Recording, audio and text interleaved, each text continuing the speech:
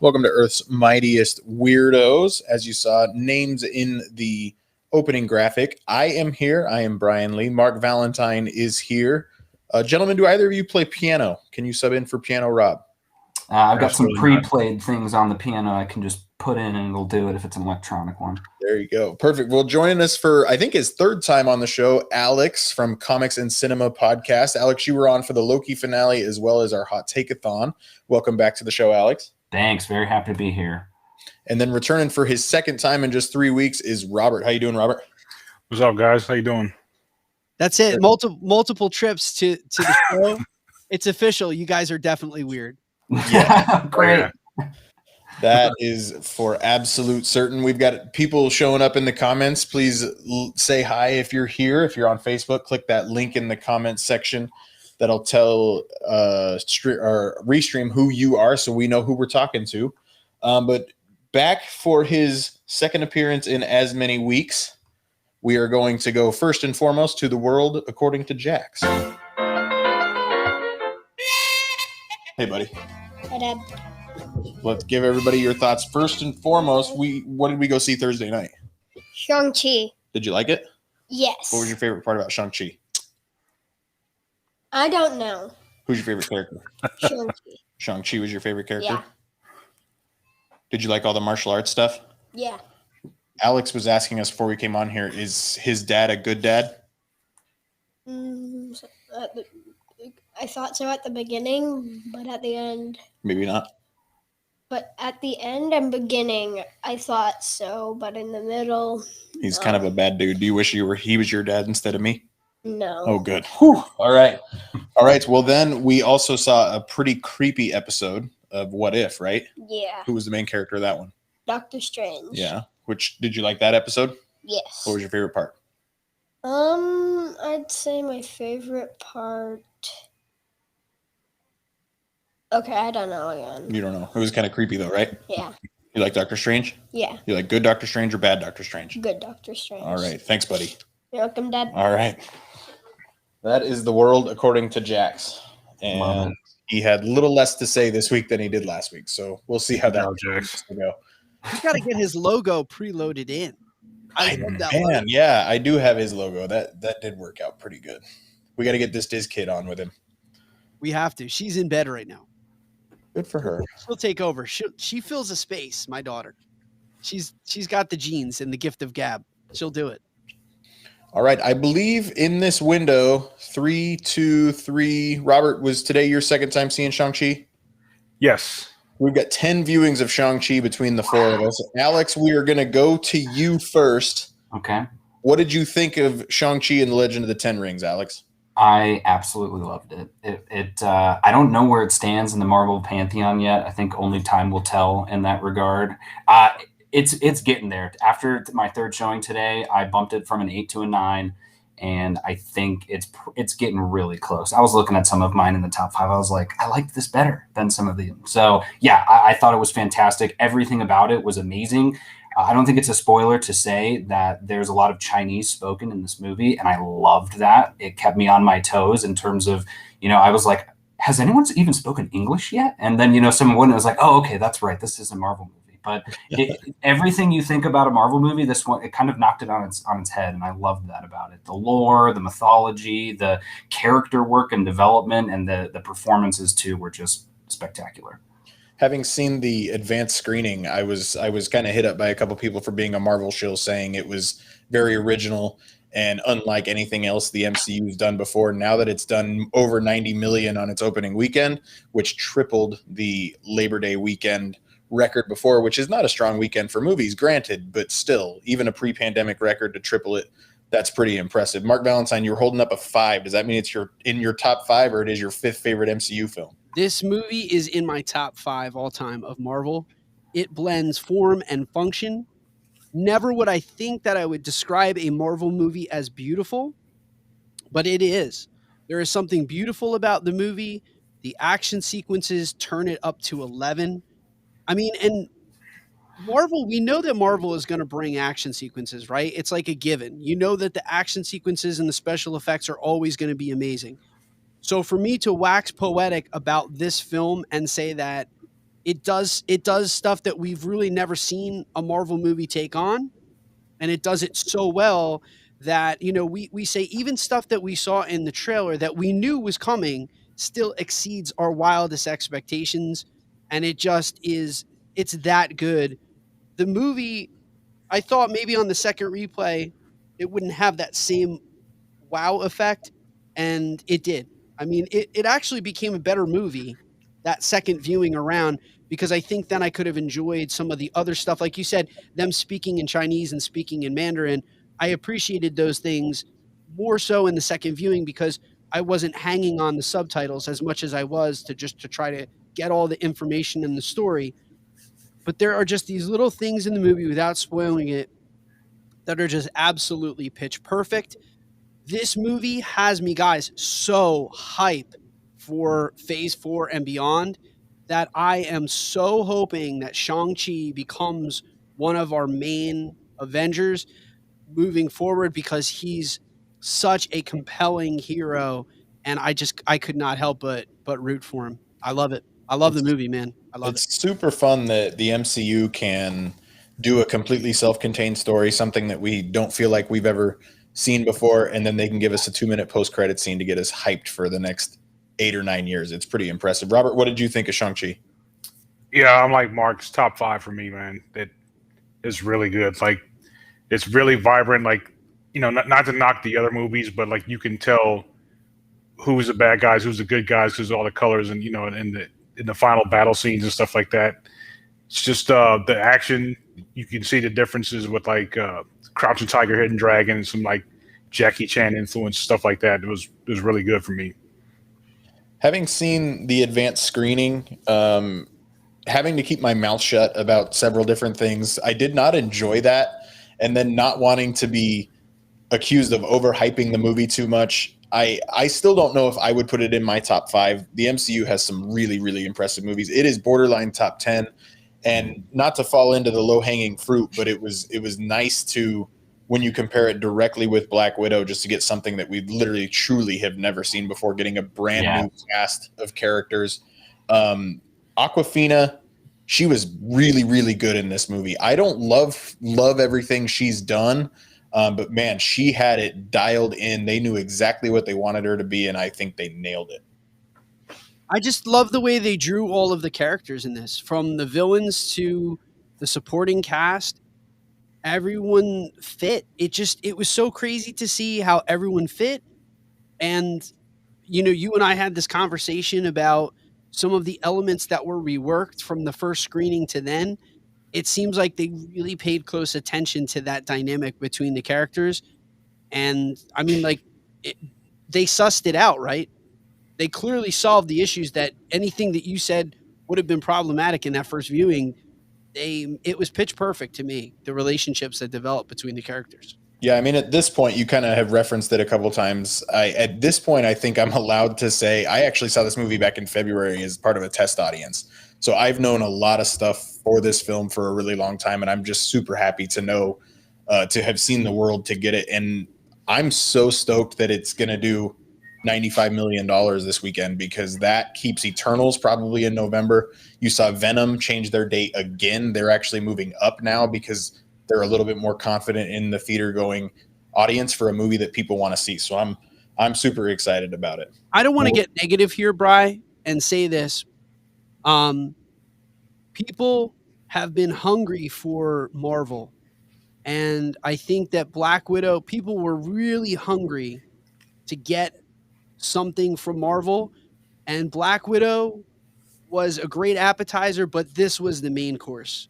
This gave people what they wanted. Black Widow was fun. It was, I've said this statement now 10 times, and I'm going to say it 10 more.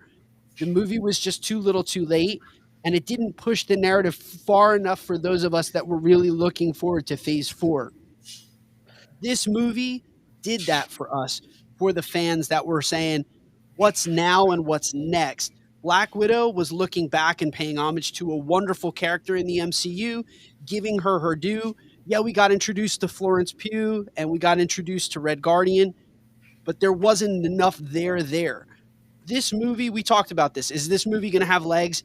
I really believe that next week it's going to do really great off of word of mouth. This is the movie that we've been waiting for as Marvel fans, that this is setting up what is coming, and it's new faces, it's fresh narratives, it's really creative storytelling, and this is what I had hoped Black Widow would give us, but I didn't expect that Black Widow would give us. So Alex, let's piggyback on top of that. When Mark says this is what audiences have been waiting for, yes, from a theatrical standpoint, but we're getting more Marvel now than we've ever gotten Marvel before. I mean, it's got to remain consistent, giving us things that we've never seen before. Loki was that. WandaVision was that. Falcon and Winter Soldier was the closest to anything regular MCU that we've gotten in a while. What If is giving us some stuff we've literally never seen before. Alex, do you see, especially with Eternals coming up, Spider-Man, they're also different. Do you see that Marvel fatigue setting in anytime soon? No way. I think I mean, it's not a code to be cracked, but they finally realized, like, oh, if we just add more diversity to our cast and stories, these are just going to infinitely feel fresh. As long as we keep telling new stories about different types of people and experiences, it's never going to feel old. And I think it's funny the way that you mentioned it, Mark. I do kind of feel like Black Widow got the short end of the stick in that regard. It almost felt like the appetizer that you order that doesn't come out until the main course. And it's like, well, I'll still eat the appetizer, but I really want that main course. I'm just going to eat that right now too. So it was a problem of its time, but now it really does feel like all these movies, even like the Thor and Doctor Strange coming out next year, even though we know them, like everything we're knowing and learning now shows me that those are probably going to be crazy different too. Yeah, of the two films, if you gave me every character introduced in Black Widow or Shang-Chi, as much as I love Simu Liu, I love Florence Pugh so much, and she's really got me excited for Yelena Belova to show up in Hawkeye on November 24th as well. So they're giving us plenty of good stuff, but I'm super excited about it. But again, it performed well financially. This weekend is really what it's going to tell. Mark, you said, talking about the word of mouth, see what it does. This is really what's going to make a big difference in the lawsuit from Scarlett Johansson as well, of Disney Plus getting its legs cut out from underneath it and all that kind of stuff. Go ahead. I don't know if that's fair though. We've talked about I don't think it's fair, but it's what's going to happen. Well, we've talked about this in our private chat. It's not fair to say this isn't an apples to apples argument. It's just not. They're two different movies. And again, you cannot blame any Black Widow's underperformance can only be blamed on the film by its own metrics and by its own standards. Black Widow's availability on Disney Plus did not hurt it. What hurt Black Widow was it was a story that was 10 years too late and a story that really wasn't giving us enough moving forward, aside from a few new characters. But the film itself didn't really excite the fan base. And you cannot basically say, oh, well, now because Shang-Chi is done, let's say hypothetically it does really well this weekend. I don't think that inherently then adds fuel to the fire for those that are saying, well, if Black Widow had only been in theaters, it would have had a better run too. No, like the word of mouth coming off of Black Widow from a lot of people that I knew was, it was good, but it doesn't really do it it didn't excite me as much as I thought I was going to be excited. I don't know. It's not fair to compare the two. There's we just didn't give our spoiler review for Shang-Chi yet, so everybody's going to see it because we haven't given them all the answers. That's what it is. It's true. But if you do want to hear a spoiler review of Shang-Chi, as well as a preview of the comics heading in, you can go to Comics and Cinema Podcast. These two gentlemen on the bottom talked about it was Shang-Chi 1 through 5, is that correct? Yep, the new miniseries from Gene Lang. Perfect. And then, Alex, you did the Shang-Chi spoiler review this past weekend as well. Were you alone for that one? Yeah, I was, yeah. Okay, perfect. Well, check out Comics and Cinema Podcast. We'll get into What If now. I'm going to pull up our graphic again. We got a cool graphic this week with Doctor Strange Supreme. And Robert, we're going to go to you first. Robert, what did you think of this week's episode of What If? What were your overall thoughts of it? I loved it, man. This is up there with me with the T'Challa Star-Lord. I kind of thought it was better than the movie, honestly. Like, you're not alone in saying that. Yeah, I mean, I'm trying to figure out the nexus of it. It's just like him being with Christine, because in the other movie, it's like it's just his hands, and this time he loses his heart, of course. But I'm trying to figure out, like, he's still the same guy trying to fix everything. He's got that arrogance where he's trying to fix everything, just like in the last movie. He even performed the same surgery that he was successful in performing. Yeah. So the Nexus event is literally just he wasn't as much of a jerk, I guess. I guess so. I guess. Yeah, so I will say I am the least favorable of this episode of the four of us for sure. It didn't land with me. There was a few things about it that were really, really great. There's a couple things, and we'll get into it, that just didn't work for me. Marc is shaking his head because he loved it. Is this your favorite of the four, Marc? T'Challa still is my number one. Okay. Just from that emotional standpoint, and seeing and hearing Chadwick Boseman again was it's still I've watched it another 2 times since. This is far and away number 2. I mean, like, it's not close. It's T'Challa is as Star-Lord. This is very close to it, and then the others are a country mile away. Yeah. Alex, I know you really enjoyed this episode as well. I did, yeah. I think it might be my favorite. I was saying that if they'd have just made this the live action movie, it would have been like the trajectory for Strange going forward would have been insane, with the only difference being, at the end he wins in, between the fight between the two of them, that he wins. That would be the end of the real movie. But it was infinitely more interesting and gave a real, I loved it. I mean, and I grew up and I watch Night Gallery, which is, kind of a sister show to Twilight Zone. And this felt like a show, like an episode taken right out of that, where nothing good happens in it, but the story is still so compelling that you can't help but watch. Like the episode where the guy, gets his glasses broken at the end when he's the last guy alive. Like, still super sad, but the episode is so good that you want to keep watching it. Yeah, not to be like to steal a pun, but I enjoyed them dealing in the element of the strange and the weird and the unusual with this episode. Yeah, they went all out.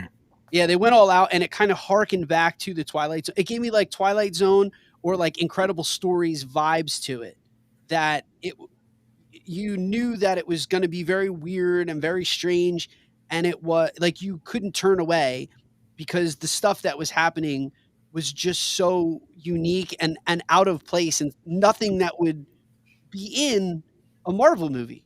Like, this isn't the kind of stuff they would put in a Marvel movie, and it was scary. It was legitimately a scary cartoon. It was dark, and Sarah says that too. It was so dark. She loved it, and it's not even that it was dark, that I just didn't like it. I don't know. So let's get into it, because Robert talked about we don't know what, and we got a stellar voice cast returning. We had Tilda Swinton back, Benedict Cumberbatch, and Benedict Wong were both back. Rachel McAdams was back, but I think what really kind of just didn't work for me, other than the fact that he was just a completely different Strange, simply because he was pursuing his romantic endeavors with Christine Palmer.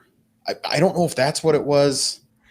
And honestly, and tell me if I'm alone, the car that hits him and sends him off the road, I thought that was going to be the other version of Doctor Strange that was constantly causing that to happen for whatever reason. That would have been crazy. The fact that didn't happen, I was like, all right, well, if I'm not right, then what's the point? But no, I'm just kidding. But, we do get a similar car crash. All that he goes to pass that semi. This time he saves it, and then they get hit from behind.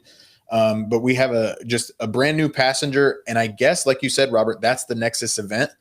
But the Ancient One explains to him that this always has to happen, and I'm jumping ahead a little bit here, but it's an absolute point in time where you could not have taken down Dormammu without this event. But we've seen a circumstance in which she didn't have to die, that he was still able to take on Dormammu. I know the absolute point in time is specific to that specific timeline, but in Doctor Strange, the movie, he defeats Dormammu, and we don't have to watch Christine Palmer die. So there is an existence in which both things don't have to happen. Sure, Doctor Strange has to lose his hands, but this one, I was able to pinpoint an exact moment in time within the MCU as to where the difference was. This one, I wasn't able to pinpoint it. Maybe that affected how am I articulating what I'm trying to say, Alex? You look a little bit confused. Yeah, no, I think you are. I think the point is, it's the plot device, basically. It's this overarching idea of, like, you can't mess with the plot device of the movie. The movie has to play out. So any which way you look, Christine has to die in this universe. But when you take it in the original MCU, it would be his hands. And so you would say in an alternate reality in that same universe, he breaks his hands, he goes to Kamar-Taj, sees the, time stone and goes back in time so that he doesn't break his hands.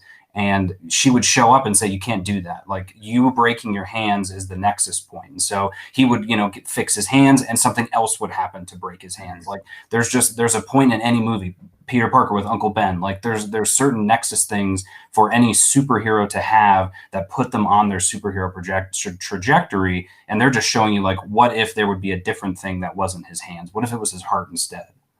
Okay. Well, go ahead, Robert. No, I was going to say, like, who's missing from all this is Mordo. Like, I know he becomes an antagonist in the other movie, but he was the kind of guy that was like over his shoulder talking about messing with, the fabric of reality. And he didn't have that in this What If episode. Like, like I said, he thought about Mordo not being there. Yeah, you're right. Interesting. Huh. Well, something that when we were setting up our outline, Mark, you put this in there that Stephen Strange is just simply destined to be broken in one way or another. And that's heartbreaking. Yeah. I mean, I think that in probably every universe that there's Strange, there is something that is destined to pull him into this destiny. And I like the way that you guys kind of explained it, that every superhero has an origin story or a genesis. His is that there has to be something that breaks on Strange that humbles him in such a way that brings him on this quest to become the Sorcerer Supreme. What I found really fascinating about this, and I don't want to get too far ahead, is we've now speculated several times on almost every single episode of What If is the universe ultimately better off in this universe than it was in the timeline that we see? I think we got our answer clearly this time, that the answer was no. The answer is no. But we've never seen past this point. We were just fortunate enough that in this timeline, I think the answer is definitively, if there's not something that humbles him in a way, the worst enemy of the universe is probably a Stephen Strange that is not damaged irreparably. Because the one thing that needs to be damaged is his pride and his ego, and him losing his heart. It didn't take him down the peg that he needs to be taken down. And I think a Doctor Strange that's limitless is a bad Doctor Strange for the universe, but he needs to be broken in order to work, if that makes sense. I'm not sure if I completely agree. This Doctor Strange seemed to be a lot more humble than the one that we're used to in the MCU. And maybe that was just putting on a show for Christine. This one just seemed to be a little bit more grounded. Was he humble though, or was he just I don't know how to I think this one was more driven. Yeah. Okay. Because him losing his heart just drove him further into madness. When he loses his hands, it makes him, it limits him in what he can do. And it humbles him in a way that he needed to be humbled, to realize that, I mean, he has a God complex. Even prior to going to Kamar-Taj, he has a God complex. And so when his hands were taken from him, his abilities as a surgeon is what gave him sort of that idea of, I'm infallible, that I am a God amongst men. I can do anything I want, and these hands can deliver me that greatness. When it's removed from him and he has to find another way, that in the other universe is what limits him in his ability to do. Here, he doesn't have those limitations set upon him from the outset. He's just hurt. Him losing his heart was not enough to humble him. It just made him hungrier to gain more power. And that was ultimately the quest for power that destroys the universe and creates that universe destroying event. I like it. We get some serious Groundhog Day vibes of just having to relive this moment over and over. Even if he takes her to get pizza, she just gets completely held at gunpoint and killed in a restaurant. Like, it was dirty and dark. And we got Christine from WHIH. I can't remember her name, from Iron Man, and Leslie Bibb is the voice actress. She reprised her role, but she is from Iron Man and Iron Man 2. We even report like Steven stands her up and she dies in a building fire. Like these Groundhog Day vibes, Alex, were not easy to watch. Yeah, the only thing that made it easy to watch though was the amazing score of this episode, and I feel like after they get hit by the car or the truck. So on like the third go around of the death, there's this crescendo in the music that's like really powerful, but also really sad at the same time. So it's like it feels uplifting, but you're immediately getting emotional because he's going to do this over and over, and you already know what's going to happen, but he doesn't, and he just tries every little thing. And it really did get to the point when that guy walks into the diner. I was like, "Are you serious? Like he didn't even want anything in the diner. He just wanted to kill Christine." Like he just walks in and points the gun at her and shoots her. I was like, is that what your plan was? It was wild. But yeah. Maybe he grabbed the cruller on the way out. You don't know. Yeah, maybe he did. Yes, exactly. And that, I'll take that. Yeah. But no, it was really stressful to watch, but you have to do that. I mean, the difference being with Strange's hands, like it's an internal struggle for him, and it's something he thinks he can fix. So he goes to this doctor and that doctor and yada, yada, yada. But when somebody dies, you can't just go to a bunch of different doctors and be like, hey, can you bring this person back? They'd all say no. So like that part is him going back in time. So it's essentially him doing the same thing of trying multiple ways of doing this, and it just never works. And Robert, we're going to go to you here. Why does she keep dying again? Maybe this is where I'm getting hung up, because she doesn't die in the sacred timeline. She doesn't. So to call this an absolute point in time, there's certain things that I would point to within the proper MCU that we're used to that I would call a proper, an absolute point in time. But anything within Doctor Strange, I don't know if I would have ever pointed to it, but especially giving me this brand new one, maybe it's just not what I was used to. I really haven't been able to wrap my mind around it, but the entire concept of an absolute point in time is really interesting.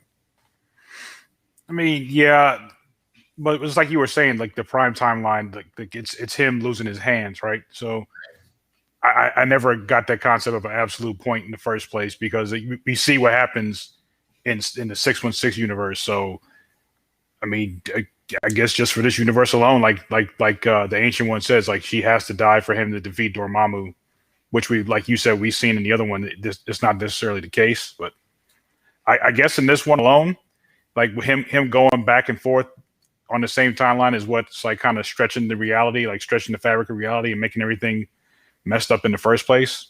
I don't know. What's interesting is Strange and Caecilius would have a lot in common between Caecilius's character in Doctor Strange and who Strange becomes in this one. And he was noticeably absent as well, for whatever reason. So how involved was Dormammu? We don't know if things play out the exact same way. But Mark, the absolute point in time, I think the best way we could look at it is if Stephen Strange was true in the sacred timeline of there's 14,605 ways for this to play out, the snap is probably the most absolute point in time that we would be used to on the sacred timeline. But the entire concept of the absolute point in time is really interesting. Yeah, this was the thing that we kicked around a lot. And I think that a concept like this is going to become very important in the future of the Marvel Cinematic Universe moving forward. Because as we know, with the introduction now of the multiverse, the concept of absolute points or things that are destined to happen and cannot be changed no matter how much you try, it's going to be a central idea. Is despite having multiple timelines, each one of them has an absolute point. And so it's going to be really interesting to see what can and cannot change within the various timelines that we're obviously going to weave inside and out of. And I'm just reading Patrick's stuff. An absolute point in this universal timeline. It's often a plot point in Doctor Who as well. Yeah, it's really fascinating. The timelines, that is for certain. Yeah. Yeah. What I asked is, what other absolute points in time, like, have we not seen or do we not know about? Because if they're specific to the timeline and they're events that cannot be changed, I'm sure that we've already been introduced to others in 616 in the sacred timeline. And, I like that you just brought up the snap. The snap has to happen. It can't be stopped. It can I only mean, pick any superhero. I mean, Iron Man's would be him going to that Jericho missile preview. Like he always has to get kidnapped by the Ten Rings in order to become Iron Man and get humbled. Like it would. Rings. What was that? I said, or even are they the 10 rings? Just something to think about. Oh yeah.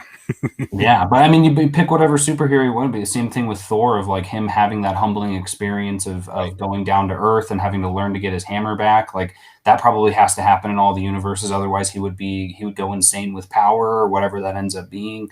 I think you could probably point to something for each movie too.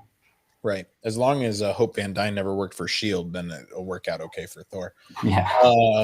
Alex, I'm going to go to you to help kind of explain this to the. Oh, I'm sorry. Go ahead and pull that back up, Mark. If there's an infinite universes, then there are likely infinite number of absolute set points. Yes, Sarah's absolutely correct. And that's something I just haven't been able to wrap my mind around. Something else that other people have not been able to wrap their minds around, Alex. And if you can try and explain this for people, for my benefit and others, Strange in the Ancient One battle, and this is far more important for the last 20 minutes of this episode. She splits the timeline. Can you kind of explain what's going on here? Yeah, so I love that scene in general. So she just blasts him with the dark dimension energy, I guess. You don't really know that's what it is at the time, but it just splits the timeline at that point. I almost picture it like when you're using a stopwatch and you click like the lap button and then it creates like a second timing as you're going forward. I obviously don't know how she did it, but I thought that whole concept was really cool. And really, like I said, it really added to this being just such a strange episode, like you were saying, Mark, of like, on top of the fact that we have this Doctor Strange getting to all these levels of power and evil, like, surprise, we also have two Doctor Stranges in two separate timelines. So it just really piled on that excitement. But it was a little surprising at first because I was like, oh, okay, I guess that makes sense. And it made more sense the second time I watched it. But like, I didn't catch any of it really the first time because I was so like, wow, that it felt very surprising. So the one Doctor Strange, did he use the Eye of Agamotto to go back in time and relive these deaths? And then when she split the timeline, he was then reset to the night where where Wong told him to he's going to put on the kettle. Like, so he literally went back in time at that point. So it was one Doctor Strange until at that point when she split the timeline, and then it was reset from there. Yeah, she like branched it at that point. So in one, he just decides not to, and then in the other one, he does. Yeah, he doesn't. Yeah, that's how I took it, at least if I'm incorrect. Mm-hmm. He didn't travel to that other point in time. He traveled back before the split even occurred. One Doctor Strange that we know and have come to love did make the wrong decision at some point in time by using the Eye of Agamotto to relive all these days. Yeah. Okay. All right. Okay. I've only seen it a handful of times, so I mean 3 or 4 times, but I'm still just struggling, and that's no. I mean, think of it this way: the Doctor Strange in Infinity War. If they'd have made that movie 6 hours long, they could have shown him in each of those millions of realities. He lived through all of those, and he experienced all of those different realities where they die. And then he came back and said, okay, I know the one where we win. This is us just getting a more detailed view of what he sees when he's going through the time stone. Because that's part of that whole, weirdness with the stone sort of thing. Like, yeah, he's there, but at the same time, he's also not there. Like, he can just view it and not view it. It's kind of tricky in that sense. Right. Okay.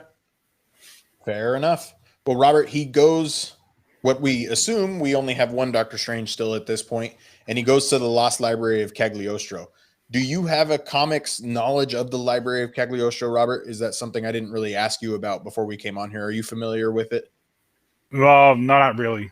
No, I know Cagliostro is like a real person in history, but he was like an Italian philosopher or something like that. I didn't think he was a wizard, something like that. But now, Alex, the character of Obang is Cagliostro in the comics. Is that correct? Yeah, I saw something about that somewhere. I'm not super familiar with some of the old Doctor Strange stuff, but I liked that, and I was wondering that on the first viewing of like, is this just because he even asks him? He's like, "Are you? Please tell me you're not Cagliostro." Right. And it turns out that he's not, which I liked. I like that maybe he's even more ancient because like in the comics. Agamotto is like an actual person, and he's the original Sorcerer Supreme from like 1,000,000 years ago. And so I kind of liked the idea that we don't even see Cagliostro because maybe he's so beyond in wisdom and power that maybe he died already and his library is just there, or he lived for 1,000 years. Like I loved the mystery behind that. Like Agamotto is one of like the Ashanti or something like that, right? Yeah. The Ashanti. Mm-hmm. Honestly, one of my favorite episodes or parts of this episode came in the not Kang. Whoa, Freudian slip maybe. Came from Obang when he calls him Sorcerer Armani. Yes. I thought that was absolutely great. But Mark, was there anything in the Library of Cagliostro before we really got into everything that was standing out to you at all? So I'm not really familiar with Doctor Strange. So a lot of this stuff was really new for me. So it was like a fresh set of eyes seeing these concepts, like meeting Obang, not realizing that was a nod to people who read the comics, and it was really a nod to like hardcore fans of Doctor Strange. Seeing the library, the whole idea and the concept of it. You said this earlier. This would be a perfect sequel to the origin movie. Like this would have been a great live action movie. Like just incredible to expand the universe of Doctor Strange, the lore of Doctor Strange, to kind of expand upon the library of knowledge that's at their disposal, and how it's seemingly limitless. That for one who has the time and the devotion, the energy and the mastery to study, the mystic arts are like, forgive me for like simplifying it, but like crazy OP. Like that you can be like crazy overpowered. And then at the same time, to relate it, this is what makes Wanda so sick, is she's so untrained and she knows none of this stuff, and she is that powerful. And you have a person like Doctor Strange who studies for centuries to gain that power. And it's fun. Like I'm so into it. Like, but the great thing about this is this inspires me to then say, like, have I missed out now for decades? And do I need to go read more Doctor Strange? Because I feel like I need to get more of this in my life. I'm hoping that it's this dark and crazy and weird, because this is pretty wonderful.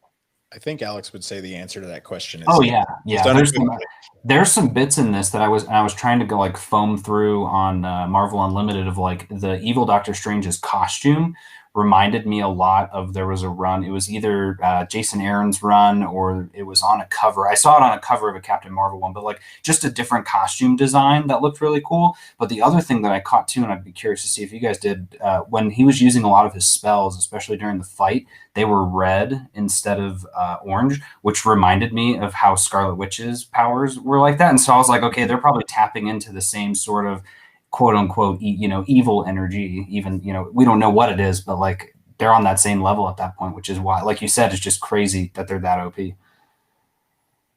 So Robert, I assumed for the second time in the show, we are asking, was that Shuma Gorath? Was the champion of Hydra? Do you think that one that we got at the end of the What If episode 1, was he summoning the same creature when he first started kind of trying to absorb and asking for, at this point, he was just asking for permission for a few of his tentacles? I don't know. It might have been Shuma Gorath, because the tentacles in the first episode, when she severed herself from the portal, they just flopped around and just laid there. And this guy, when he cut off the portal, the tentacles, they started crawling towards him and he absorbed them. So maybe it was Shuma Gorath. I don't know, like it seemed like he was absorbing all kinds of different mystic creatures, and I thought I caught Dormammu in there too. Like one of the faces he made, he actually absorbed Dormammu. It looked like. Yeah. Oh, I didn't catch that. Yeah. Like with the eyes and everything. Yeah. This was dark, and this went on for a while, and apparently centuries, as we learn later on when Obang tells him, hey, this went on for centuries. I mean, they made it seem like it was at least a long time, but for having centuries, like imagine all the stuff that he was able to learn and absorb. But Alex, I want to go to you on this. This is the first time where we get Uatu narrating kind of what's happening, like literally, like he can talk to Doctor Strange, and then Doctor Strange can hear him say, oh, is somebody there? He wants to intervene. Yeah, I this was perfect. As a big fan of him in the comics and seeing him always showing up like that. And I think there'd been some talk too about, is he going to look like how he looks in the comics, or is he really the universe thing that we're seeing? And I'd always held out hope that he would be the way he is in the comics. And this kind of confirmed it, because, we see that he just has his regular face, like he doesn't have a space face, but was just so cool to see him kind of, again, narrating. And I think he almost didn't think that Strange could hear him. But then, so I kind of took it as when he was like, "Is someone there?" There was like, "Oh," and then like disappeared. Like, "Oh, I shouldn't have said that," and then left. He's like that little kid in the GIF that kind of runs down the hallway in his pajamas. He's like, oh, and he runs back the other way. Yeah, exactly. Yeah. But there is a Avatar on Disney Plus where he's got that orange face. I would assume we're going to be seeing Uatu in more of his comic accurate look. Well, I think they're doing it purposefully too. And we're going to talk about this here in the second bit where he shows up. But like each episode, we see a little more of him. And I think at the very beginning, he's supposed to be this ambiguous in the stars kind of person. And so slowly, you're going to start seeing his humanity throughout the show. And once you see him as a regular guy, I mean, he's not a regular guy, but looking sort of like a regular guy, you can relate with him a little more, and then you kind of see him that way. Alex, you want to take this one? Yeah, I mean, it's the easy answer is that he's absorbed 1 million billion souls and has been alive for centuries now, studying everything. So he's at that level now where he can sense things like that because his powers are just so off the charts. Joey Chestnut, watch out! You have some competition. Doctor Strange can throw it down. Hot dog eating contest is on its way. Hold, please. I love a Doctor Strange hot dog eating contest. And in case Sarah's question is, how is he able to hear the Watcher? Sarah, the Watcher is a physical being that is literally there in person watching this happen. It's not like he's some omnipotent. I mean, he is, but he's not. Like, it's hard to explain. But he's literally a physical being that is there in the room watching this happen. But I mean, even him wondering aloud is, should I really do this? And then he like kind of convinces himself not to. He probably wouldn't listen to me anyway. Like, that's really, really interesting stuff. We're only 4 episodes into what is either a 9 or 10 episode first season run. We don't know for sure. I think it's now 9. It used to be 10, but I think it's now 9. IMDb is only showing 9 at least. But remember, Bad Batch did the same thing where we knew it was 16, but they only showed 15 because they didn't want to release the title of the last one. Yeah. So I mean, we're only halfway through the first season, and he's already contemplating getting intervened. There's I think I've talked about it on this show before, where there's a Hyundai ad that he's literally fighting with Carol Danvers. Like, so I would assume that he's going to intervene at some point. And what is that going to do to the multiverse? It's going to be really, really interesting.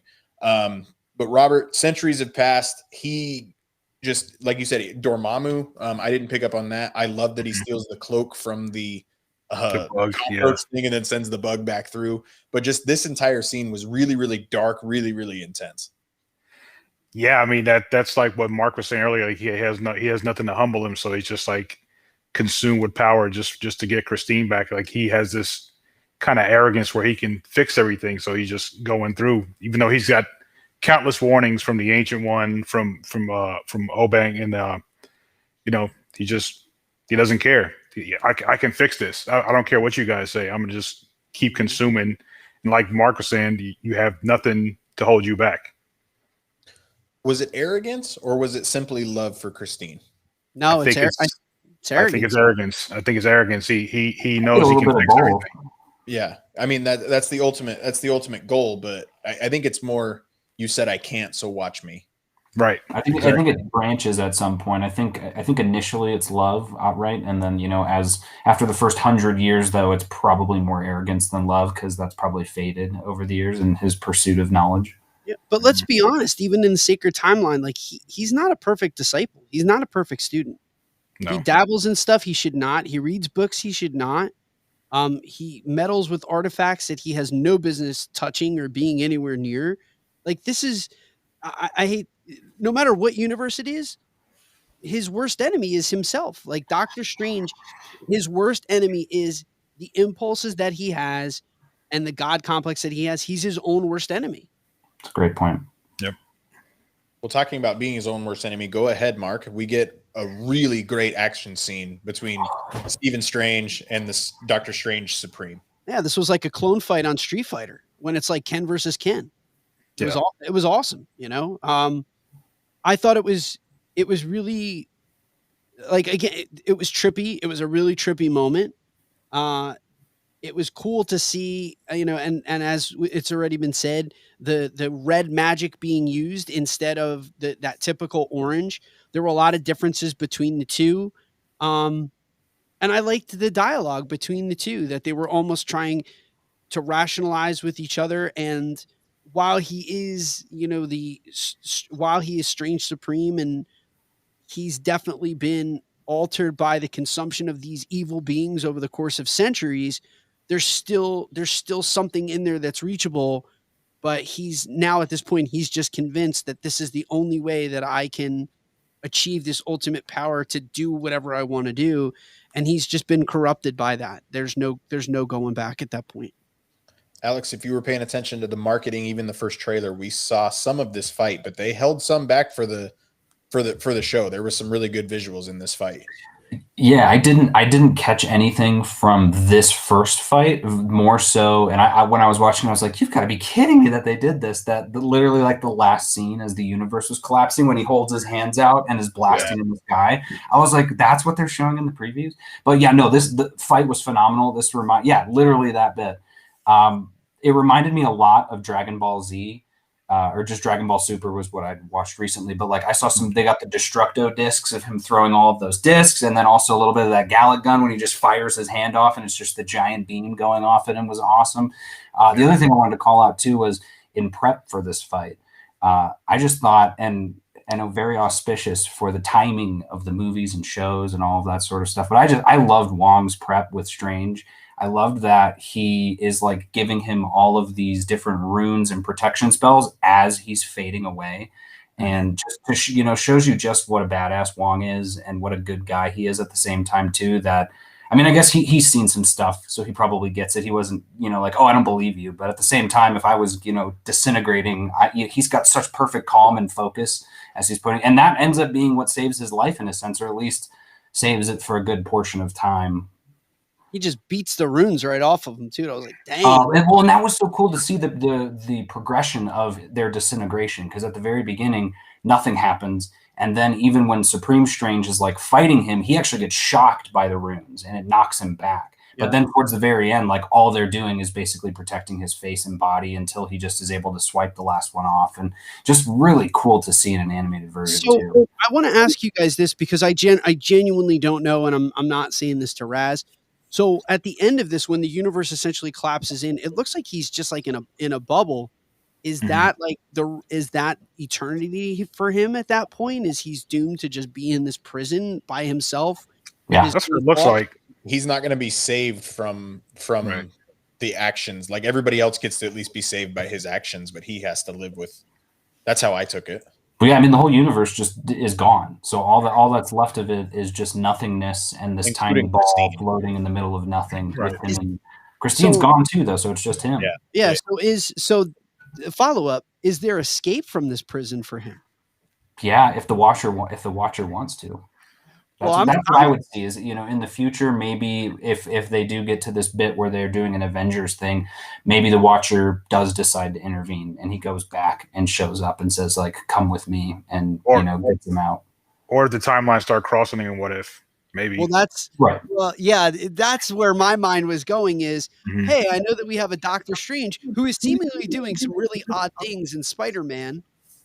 What if that's not him? What if this is like Strange Supreme that's doing a lot of these awful things with the timeline? Please don't. I thought that too, but it's a total, like, this Strange looks totally. I feel like this one looks like way more gaunt.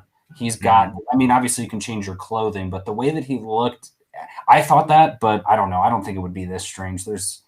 I don't know if they'd be able to pull that off. If they did, yeah, he's going to listen to My Chemical Romance for the rest of eternity. Yeah. Yes. Yeah, please. I don't want to go that far. That would take some serious cojones to pull that off. Like, I know. I don't think there's any. Well, yeah. Hey, what if that's the misdirect, right? I mean, we're saying that Strange's face looks weird in the trailer, which could easily just be because it's CGI manipulation, and they've cleaned it up a la Cavill's mustache, so that maybe he does look different in the movie, and they've tried to make him look normal, but our eyes can catch it because the CGI is kind of wonky. Oh man, you never know. It'll be a long 3 months, and hopefully it's only 3 months because Shang-Chi did so well. But Robert, we talked about Strange kind of trying to blast that away. we have a full conversation between Uatu and Strange here at this point. Well, just like he said in the episodes, like you've had plenty of warnings, and if I forget exactly what he said, but he's like, if I could, I would save everybody else and let leave you to your fate. But I mean, it's like he's got all this power, and it seems like all these entities that he's stealing power from actually want to like bring an end to the universe, and they kind of got their way, right? They like what does Obang say? Like these entities, they don't bargain, right? So you steal their powers, and they wind up getting what they want anyway, which is the opposite. Well, not the opposite, is different than what Strange wanted in the first place. He just wanted Christine back, and these other things wanted like bring some kind of destruction or darkness to the timeline, and that's what they wind up getting. We didn't talk about it either, but he loses control of his physical appearance when he brings Christine back. She comes back to a very demon-looking Doctor Strange, and I don't even think he knows what he looks like at that point in time. But she starts to fade away immediately because he crumpled this entire universe. And Mark, we get to see what the death of a timeline looks like. The Watcher still can watch, but the death of a timeline is brutal. Yeah. This is what I sat and thought about. Like I said, I had a lot of contemplation about seeing him in that cell. It like kind of rang of, I know it's DC, but like Zod just like chilling in that like the mirror dimension. Oh, the Phantom Zone, yeah, in the Phantom Zone. So it's like in essence, I'm thinking to myself, I'm like, so we have Doctor Strange in some collapsed timeline dimension, chilling in the universe with Uatu knowing that he's there. He's not going to expire. Is there some event that winds up freeing him either for What If or hopefully for something in the live action universe? And here's me with fingers crossed, hoping that we get some kind of evil reprise from Doctor Strange Supreme. But would he be evil? Oh, absolutely. Did he actually? I don't know if he. I mean, I think he wouldn't be anymore. I think he hit his apex. Yeah. I think especially if you've got him sitting alone in a dead universe for, at that point, time doesn't even exist anymore. So who knows how long he's sitting there thinking on what he's done. And he admits that he's messed up. And he says something really interesting there when he says, don't punish the world for my arrogance. And I don't think a bad person would say that unless they had that change of heart at the very end. And so I think if they pull up, that's why it makes sense for him to be on the Avengers later, for him to be like, he's essentially that Strange. Maybe he still has these powers too, but now he can harness them and he's more of an anti-hero in that sense, only in the sense that you absorbed all these people. That's not very good, but like all his intentions going forward are good, unless of course the demon takes over. And I think, I was going to say, so long as he's learned how to control those entities that exactly ingested. Yeah. If he's still, he might still be in there and he might still be good. And you see that too when he's fighting himself, that there are elements of him that Strange is getting through to him. But I don't know if he's in control of his faculties at that moment because, again, he's spent centuries devouring evil, pure evil. And I don't know if he's in control of himself at that point. Well, and that's the question being, at that moment when your guys' logo shows up in the show, is that in a sense him not necessarily expelling all of the demons, but essentially maxing them out and using them up in terms of, all the power they've given him, he's using it to destroy the universe. Once it's destroyed, their power is gone as well. Like he kind of used it up. Yeah. But I have to go watch it again though, because like, does his face look different? I don't remember if he looks. I have to look at that last shot. Good point. Yeah. That's cool. I like that. Yep. And his heart grew 3 sizes that day. Gentlemen, I would love to finish the episode by speculating a little bit on this question that Juice is asking. Do you think he'll only continue to talk to Doctor Strange, Uatu? What do you expect to see from Uatu specifically going forward? Alex, we'll start with you. Yeah, I would definitely. I would say I'll see him, especially with this next episode, since they already revealed the poster for it being Marvel Zombies, which is really exciting. I could see him maybe showing up there, I guess, but he can talk to whoever he wants. So it's going to have to be, you'd think about it, it's going to have to be something as serious or more serious than the death of a universe, because he didn't interfere when all of the Avengers died. And, that would have been a pretty big deal, I would have assumed. So it's going to have to be something pretty serious. I'm so jacked for Marvel Zombies. I can just I know. That was probably my favorite episode. Looking forward to. I can just only hope and pray that it's as dark and strange and weird as this last episode was. Yes. I do expect Uatu's interventions or appearances to kind of exponentially grow as the show goes. I don't see it kind of peaking and then going back down and then coming back up. I think they have structured exactly how they want him to be getting involved and get closer and closer. So when he finally does get involved near the end of the season, I would assume it's going to be really, really interesting. Robert, do you see it playing out in a similar manner? Not for the zombies one, but there's one. I don't know if everybody's purposely not watched all the promotional material, but there's one spot that I think he will intervene, but I don't want to give too much of it away.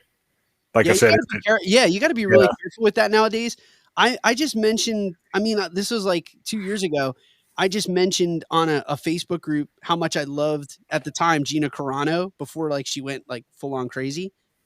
How I loved Gina Carano in this, and some woman like flat out went off me and like kicked me from the group, was like, spoilers, and I'm like, you didn't see the promo materials to know that Gina Carano was in it, so you got to just be careful because we assume people watch the trailers, or some people flat out avoid everything. They don't want to know. Mm-hmm. Alex did that with Shang-Chi.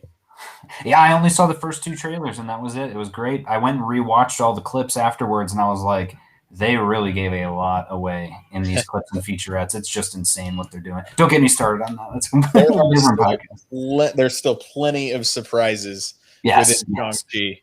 But gentlemen, I would love to finish up this episode like we have become accustomed to on Earth's Mightiest Weirdos with a Family Feud Marvel question. Name the Marvel hero most likely to enjoy rock music. Mark Valentine, we'll start with you. Iron Man.